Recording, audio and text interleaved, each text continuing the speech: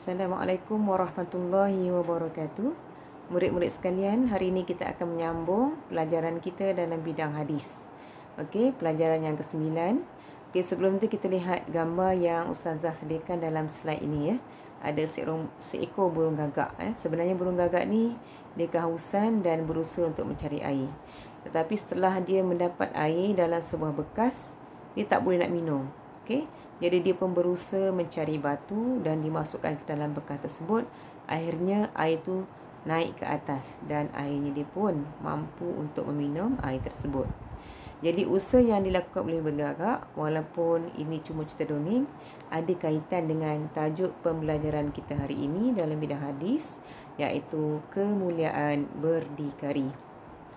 Okey, kita baca dulu hadis Rasulullah sallallahu alaihi wasallam. An Abi Hurairah radhiyallahu anhu anin Nabiy sallallahu alaihi wasallam qala la ay yahtatiba ahadukum husbatan ala zahrihi khairul lah min ay yas'ala ahadan fayu'tiyahu aw yamna'ah. Riwayat Al-Bukhari.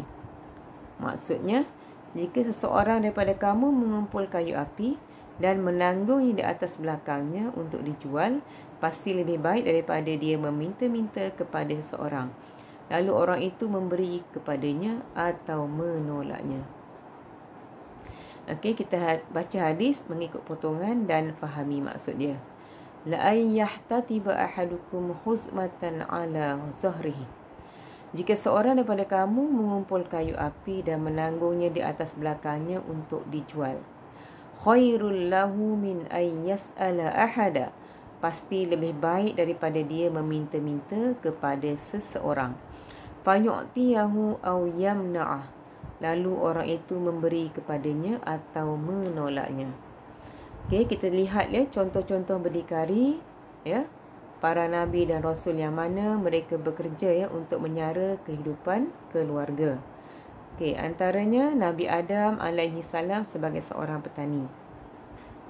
Seterusnya Nabi Idris alaihissalam sebagai tukang jahit. Okey, Nabi Musa alaihissalam pula sebagai penternak kambing. Nabi Daud alaihissalam sebagai tukang besi.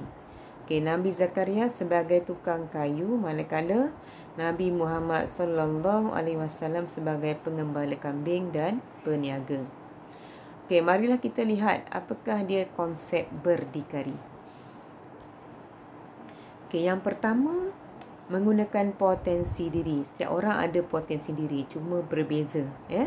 Jadi menggunakan potensi diri yang dikurniakan oleh Allah Subhanahu wa taala, seperti kekuatan tubuh badan dan kecerdikan akal untuk perkara yang bermanfaat. Seterusnya yang kedua, membebaskan diri daripada bergantung kepada pihak lain demi memelihara maruah dan kemuliaan diri. Yang ketiga, meyakini kemampuan diri untuk melaksanakan sesuatu tugasan. Yang keempat, berazam dengan hemah yang tinggi untuk meningkatkan kualiti diri, masyarakat dan negara. Okey, yang kelima, berusaha dengan bersungguh-sungguh untuk menyara kehidupan. Okey, kita lihat pula apakah kelebihan berdikari.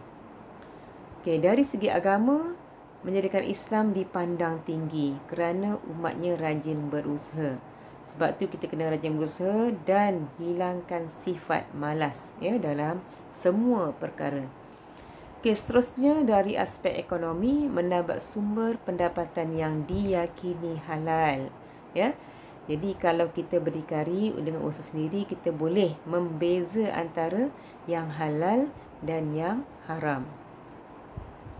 Seterusnya dari segi pendidikan, melahirkan modal insan yang berkepakaran tinggi melalui penerokaan ilmu dan kemahiran. Okey, dari segi kemasyarakatan, memperkasakan daya saing masyarakat untuk mempertingkat taraf kehidupan ya. Okey, baik. Untuk mendapat keluasan rezeki juga kita boleh memohon doa kepada Allah. Contohnya, Allahumma kfini bihalalika an haramik wa aghnini bifadlika amman siwak. Riwayat At-Tirmizi yang bermaksud, ya Allah, cukupkan untukku dengan rezeki yang halal tanpa yang haram dan tidak bergantung kepada rezeki daripada sesiapa selainmu. Okey, kita lihat seterusnya pengajaran hadis. Ya. Jadi sebagai umat Islam, yang pertama kita hendaklah memandang mulia kepada pekerjaan yang halal walaupun hasilnya sedikit. Okey, yang kedua, kita hendaklah menghindari perbuatan meminta-minta dan bergantung kepada orang lain demi memelihara kemuliaan dan maruah diri.